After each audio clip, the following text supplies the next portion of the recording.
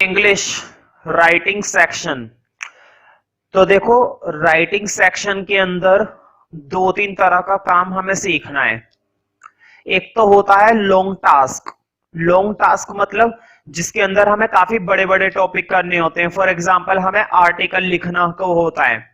अक्सर क्या होता है पेपर में, तुमने देखा होगा इंग्लिश में हमें क्या लिखने को मिलता है, आर्टिकल, आर्टिकल राइटिंग। ठीक है, इसी तरह से डिबेट राइटिंग, किसी चीज के ऊपर तुम्हें क्या करनी है, डिबेट। स्पीच राइटिंग है ना, स्पीच लिखने को मिल जाती है, रिपोर्ट लिखने को मिल जाती है, फैक्चुअल डिस्क्रिप्शन लिखने को मिल जाता है। मैं ये तो नहीं कह रहा मैं सारे टॉपिक आज ही एक ही दिन में एक ही घंटे में करा दूंगा, नहीं, मैं भी नहीं करा सकता, तुम भी नहीं, तुम तो खैर कर ही नहीं सकते, मेरी तो छोड़ो तुम। तो मुद्दे की बात ये नहीं कि हम इतना सारा टॉपिक भर भर के एक साथ कर डालें। मुद्दे की बात ये कि आज जो किया जा रहा है उस पर फोकस करो, कल जो किया जाएगा उस पर फोकस करो, परसों जो किया जाएगा उस पर फोकस करो। एक दिन में सारा काम नहीं होता है। तो आज जो मेरे पास टॉपिक है फिलहाल है लॉन्ग राइटिंग टास्क। ध्यान रखना, लॉन्ग राइटिंग टास्क में मैंने सबसे पहले तुम्हें कौन सा वाला टॉपिक करा रहा हूं, आर्टिकल राइटिंग। आर्टिकल में क्या होता है, जैसे कि तुमने देखा होगा आजकल कितने बड़े बड़े मुद्दे चल रहे हैं इंडिया के अंदर, दुनिया भर का क्या है, करप्शन है। तुम्हें मालूम है इंडिया की पॉपुलेशन कितनी तेजी से बढ़ती है ना। इंडिया के अंदर हर एक चीज के प्राइसेस कितने बढ़ रहे हैं, वुमेन्स की एजुकेशन, कंप्यूटर के बारे में, इंटरनेट के बारे में, बहुत सारे टॉपिक हैं।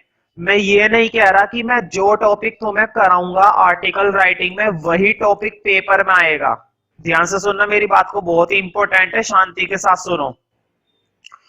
जो जो आर्टिकल के अंदर जो टॉपिक मैं कराने वाला हूं जरूरी नहीं है वही टॉपिक पेपर में आएगा और आता है। ठीक है, आ भी सकता है, ये एक पॉसिबल सिचुएशन है कि शायद वो टॉपिक पेपर में आ जाए। वैसे भी मैं सारे वही टॉपिक कराता हूं तुम लोगों को आर्टिकल राइटिंग के अंदर जो अक्सर पेपर में पूछे जाते हैं, पूछे जाते रहते हैं और पूछे जाते रहेंगे। फेमस टॉपिक कराता हूं मैं हमेशा, क्या कराता हूं बच्चों को आर्टिकल राइटिंग के अंदर, फेमस टॉपिक।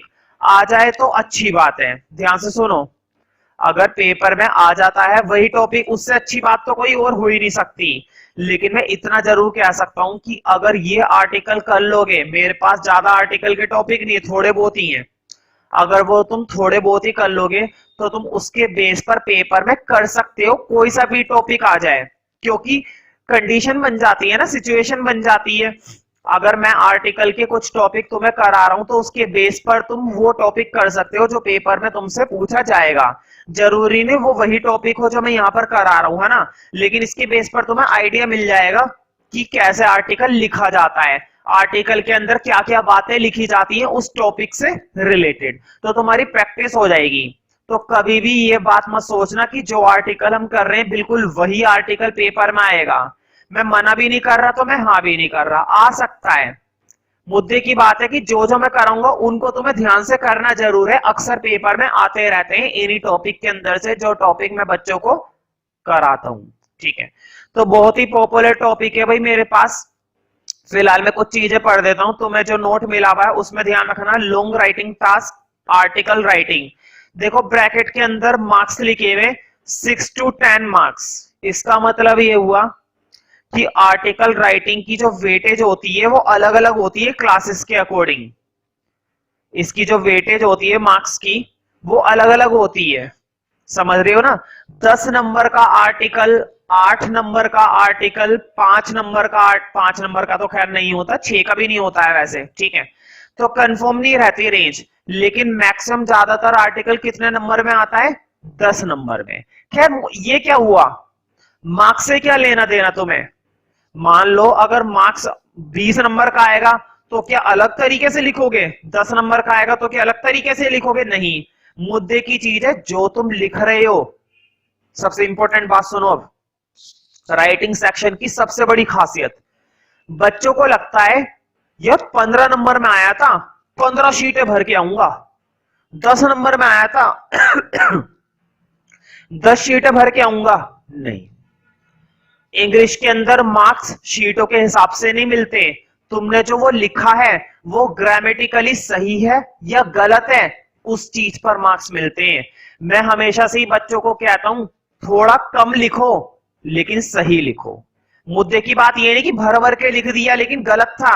मुद्दे की बात ये कि जितना तुम लिख रहे हो वो ग्रामेटिकली सही होना चाहिए। बेशक चाहे तुम एक पेज का लिखो चाहे 2 पेजेस का लिखो, वो कभी भी पेजेस नहीं गिनते।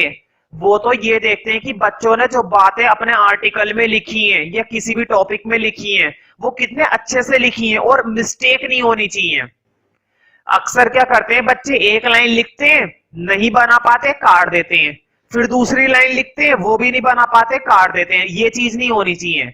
आर्टिकल के अंदर या किसी भी टॉपिक के अंदर जब तुम बार बार गलतियां करते हो, बार बार कटिंग करते हो, टीचर समझ जाता है कि इसके कॉन्फिडेंस में कमी है और उसका असर तुम्हारे मार्क्स पर जरूर पड़ेगा। ये मैं वो खास बातें बता रहा हूं जो खास बातें तुम्हें हर एक टीचर नहीं बताने वाला। ये बातें तुम्हारी मार्क्स बना सकती हैं। सबसे बड़ी बात, जब भी कोई स्पेलिंग लिखो तो स्पेलिंग पर ध्यान रखो कि वो स्पेलिंग सही है, क्योंकि अगर वो स्पेलिंग गलत हुई तो इससे भी तुम्हारे मार्क्स पर फर्क पड़ता है। तो एक बात दिमाग में हमेशा बिठा लो कि 10 नंबर का, 15 नंबर का, 20 नंबर का, इससे कोई फर्क नहीं पड़ता है। जो तुम लिखना चाहते हो वो सही लिखो बस। 10 नंबर का आएगा तब भी सही लिखो, 15 नंबर में आएगा तब भी सही लिखो, 6 नंबर में आएगा तब भी सही लिखो। अगर तुम सही लिखोगे तो 10 में से 10, 15 में से 15 और 6 में से 6 नंबर मिलेंगे, जरूर मिलेंगे। लेकिन अगर गलत लिख रहे हो, भर भर के लिख रहे हो, कोई फायदा नहीं। तो मुद्दे की बात देखो, एक और लिखा हुआ है 150 to 200 वर्ड्स। कितने शब्दों का? 150 से 200 शब्द। बताओ भाई, अब तुम समझ गए होंगे कि मैंने इस टॉपिक को लॉन्ग राइटिंग टास्क क्यों बोला है। लॉन्ग राइटिंग टास्क इसीलिए बोला जाता है, इसकी जो वर्ड लिमिट होती है ना, वो 150 शब्दों से लेकर 200 शब्दों के बीच में होती है बस, ना उससे ज्यादा ना उससे कम। तुम चाहो तो 170 वर्डों का लिख सकते हो, तुम चाहो तो 160 शब्दों का लिख सकते हो, तुम चाहो तो 200 शब्दों का लिख सकते हो। बच्चे सोचते हैं यार 200 वर्ड कम से कम 2 पेजेस या 3 पेजेस भरने चाहिए। नहीं, गिनने का कोई काम नहीं है। जितना समझ में आ रहा है, जितना आता जा रहा है, लिखते जाओ। मुद्दे की बात ये नहीं होती कि हम 150 वर्ड या 200 वर्ड पूरे ही लिख कर आए। मैं फिर से वही बोलूंगा, जितना भी लिखा है, चाहे तुमने 100 वर्डों का ही क्यों ना लिखा हो, सही होना चाहिए बस। ठीक है, तो ध्यान रखना, मैं जितने भी आर्टिकल तुम्हें दूंगा, जो जो फेमस टॉपिक होते हैं जिन पर अक्सर पेपर में आर्टिकल पूछा जाता है, तो जो जो टॉपिक मैं कराऊंगा, मैं कभी भी तुम्हें 200 वर्ड का नहीं दूंगा। मैं तुम्हें 150 से लेकर 200 वर्डों के बीच की लिमिट का दूंगा। कभी 170 शब्दों का आएगा, कभी 180 शब्दों का आएगा। और मैं गारंटी देता हूं, जिस तरह से आर्टिकल मैंने पढ़ाया है, और क्या पता किस्मत से वही आर्टिकल तुम्हारे पेपर में आ गया और तुमने बिल्कुल वैसा ही लिख दिया, 10 में से 10 नंबर मिलेंगे, 8 में से 8 नंबर मिलेंगे, 6 में से 6 नंबर मिलेंगे। मतलब कि तुम्हें फुल मार्क्स मिलेंगे, कोई 1 नंबर भी नहीं काट सकता, 1 नंबर भी। कंडीशन ये है कि जो मैं करा रहा हूं उसके बेस पर तुम्हें लिखकर प्रैक्टिस करनी पड़ेगी, तब बात बनेगी। तो स्टार्ट करते हैं। बहुत ही पॉपुलर टॉपिक है, इंडिया के अंदर अक्सर देखने को मिलता है और हर बच्चा इसके बारे में जानता है, इसलिए अक्सर पेपर में आता है। ध्यान रखना, मैं आर्टिकल वही कराऊंगा जो बहुत ही पॉपुलर होता है, जो अक्सर पेपर में पूछा जाता है। मैं फालतू का आर्टिकल खुद ही नहीं करा रहा, गिने चुने आर्टिकल है मेरे पास, और वो गिने चुने ही आर्टिकल तुम्हें करने हैं, और उन्हीं के बेस पर तुम पेपर में कोई नया आर्टिकल भी जरूर कर सकते हो। तो देखो टॉपिक क्या है, डोरी सिस्टम। इसको कुछ बच्चे डाउरी पढ़ते हैं, मैं तो नहीं पढ़ता, लेकिन इसको डोरी पढ़ो तो ज्यादा अच्छा है। डोरी सिस्टम मालूम तो होगा। सिस्टम का मतलब होता है प्रणाली, प्रथा, और डोरी का मतलब होता है दहेज। अक्सर तुमने देखा होगा शादी वगैरह के कामों में, लड़के लड़की की शादी होती है तो उसमें दहेज देने का सिस्टम चला आ रहा है, और कितने सालों से चला आ रहा है और आज भी चलता आ रहा है। दहेज दिया जाता है, बड़ी बड़ी मांग पूरी की जाती है ना। तो बताओ, क्या ये जो दहेज देने का सिस्टम है, दहेज देने की ये जो प्रथा है, जो पहले के समय से चली आ रही है और आज भी चलती है, चल रही है, क्या ये अच्छी है या बुरी है? भाई बुरी है, तभी तो आर्टिकल लिखने वाले हैं। मजे की चीज होती तो क्यों लिखते? कभी भी किसी भी मजे की चीज पर आर्टिकल नहीं लिखा जाता। जैसे कि तुम मान लो हेल्थ इज वेल्थ है ना। खैर, तो इस सिस्टम के बारे में बताना है कि आखिर कैसे ये सिस्टम हमारे देश के अंदर पनप रहा है और किस तरह से इस सिस्टम को खत्म किया जा सकता है और इस सिस्टम के क्या क्या परिणाम देखने को मिलते हैं अक्सर। तो बहुत ही पॉपुलर टॉपिक है, स्टार्ट करते हैं भाई। डोरी system is one of the most discussed system. Discussed का मतलब होता है चर्चित। चर्चित का मतलब जिसके बारे में अक्सर बातें सुनने को मिलती हैं, जिसके बारे में अक्सर लोग आपस में क्या करते रहते हैं, बातचीत करते रहते हैं, है कि नहीं। बताओ, दहेज प्रथा, क्या कोई ऐसी प्रथा है जिसके बारे में कोई नहीं जानता? नहीं, बच्चा बच्चा तक जानता है इस सिस्टम के बारे में। इतना ज्यादा चर्चा होने वाला विषय है ये डोरी सिस्टम, दहेज प्रथा। डिस्कस्ड का मतलब लिख लो चर्चित, जिसके बारे में लोग क्या करते रहते हैं, बातचीत करते रहते हैं। लोगों को वैसे भी खाली पीली काम तो है नहीं, तो खाली पीली वो क्या करते रहते हैं, इसके बारे में बातचीत करते रहते हैं। अगर किसी टॉपिक को या किसी वर्ड को मैं हिंदी में बोलता हूं और मैं वीडियो के अंदर उस वर्ड को लिखने के लिए बोलता हूं, अगर वो शब्द नया है और उसका मीनिंग तुम्हें नहीं पता है तो उस शब्द की मीनिंग को जरूर लिख लिया करो। मैं कभी भी कोई सा भी वर्ड वीडियो के बीच में तुम लोगों से पूछ सकता हूं, वीडियो रुकवा कर, या फिर मैं क्लास में कभी भी किसी भी नोट में से कोई सा भी वर्ड तुमसे हिंदी में पूछ सकता हूं, और अगर वो शब्द तुमने मुझे नहीं बताया और वो नोट में तुम्हारे लिखा हुआ नहीं है तो ये अच्छी बात नहीं है। इसलिए हमेशा उस वर्ड को लिख लिया करो बहुत अच्छे से, ठीक है। तो देखो, ये जो दहेज प्रथा है ये सबसे चर्चित विषय है। डिस्कस्ड का मतलब होता है चर्चित। कहते नहीं है यार ये चर्चा का मुद्दा है, इस पे बातचीत की जा सकती है, इस पे लड़ाई की जा सकती है। तो डोरी सिस्टम भी कुछ ऐसा ही विषय है। Although it is one of the most hated systems, surprisingly it is growing day by day. हालांकि ये सबसे बुरी प्रणाली है। हेटेड का मतलब होता है घृणित। कहते नहीं है ये बुराई है हमारे समाज की, इसे खत्म कर दो। तो ये सबसे खराब प्रणाली है। फिर भी चौंकाने वाली बात ये है, सरप्राइजिंगली का मतलब होता है चौंकाने वाली। चौंकाने वाली बात ये, it is growing day by day, ये दिन प्रतिदिन बढ़ रही है। ग्रोइंग का मतलब होता है बढ़ना और डे बाय डे का मतलब होता है दिन प्रतिदिन। दिन प्रतिदिन, डे बाय डे का मतलब दिन प्रतिदिन और ग्रोइंग का मतलब होता है बढ़ना। तो देखो, ये समाज का सबसे बुरा सिस्टम है, सबसे बुरी प्रणाली है, लेकिन फिर भी ये दिन प्रतिदिन बढ़ रही है। इन एंशिएंट इंडियन सोसाइटी, एंशिएंट का मतलब होता है प्राचीन और प्राचीन का मतलब होता है पुराने समय में, ठीक है। तो पहले क्या होता था भारत के समाज में, भारतीय समाज में, there was no question of the dowry in the marriages. शादी वगैरह में दहेज का कोई सवाल किताब नहीं होता था। दहेज के बारे में ना कोई बोलता था, ना लड़का ना लड़की, आपस में कोई दहेज वाली बात नहीं होती थी। पहले, बहुत पहले की बात हो रही है, तब नहीं होता था। It was considered to be a sin. Sin का मतलब होता है पाप। इसको क्या समझा जाता था, पाप की। दहेज की बात कर रहे हो, ये तो पाप की बात है भाई, ये तो पाप है, दहेज लेना पाप है, दहेज देना पाप है, तो ये सब पाप ही माना जाता था। द ब्राइड ग्रूम, ब्राइड का मतलब होता है दुल्हन और ग्रूम का मतलब होता है दूल्हा। दुल्हन दूल्हों को was voluntarily presented with some useful gifts, उनको अपनी इच्छा से कुछ जरूरी गिफ्ट दिया जाते थे, सिर्फ गिफ्ट देते थे, इससे ज्यादा कुछ नहीं, दहेज नहीं। वॉलंटरली का मतलब होता है अपनी इच्छा से, ना तो उन्होंने कुछ मांगा ना हमने अपनी जबरदस्ती से कुछ दिया, अपनी इच्छा से दिया। अपनी इच्छा से दूल्हा दुल्हन को कुछ गिफ्ट दिया जाते थे, उपहार दिया जाते थे। Which were not demanded at all, जिनकी कोई मांग नहीं होती थी, जिनको मांगा नहीं गया है, अपनी इच्छा से दिया गया है। तो देखो ये सब तो सही लगता है, दहेज वाली बात अलग है। But the whole situation was has altered. Altered का मतलब होता है बदल जाना। अब जो स्थिति है वो पूरी तरह से बदल चुकी है। पहले तो ये होता था, अब हमने एक बात बता दी कि पहले के समय में दहेज वगैरह कुछ नहीं होते थे, इसको पाप माना जाता था, कुछ गिफ्ट दिया जाते थे जिनकी कोई डिमांड नहीं करता था।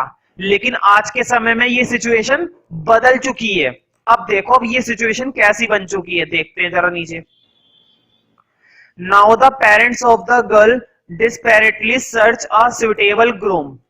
अब आजकल क्या करते हैं माता पिता लड़की के डिस्पेरेटली का मतलब होता है आशापूर्वक तरीके से या अति आवश्यक तरीके से एक सुटेबल ग्रूम को ढूंढते हैं। ग्रूम का मतलब होता है दूल्हा और सुटेबल का मतलब होता है सही। वो अपनी लड़की के लिए एक सही दूल्हे को ढूंढते हैं।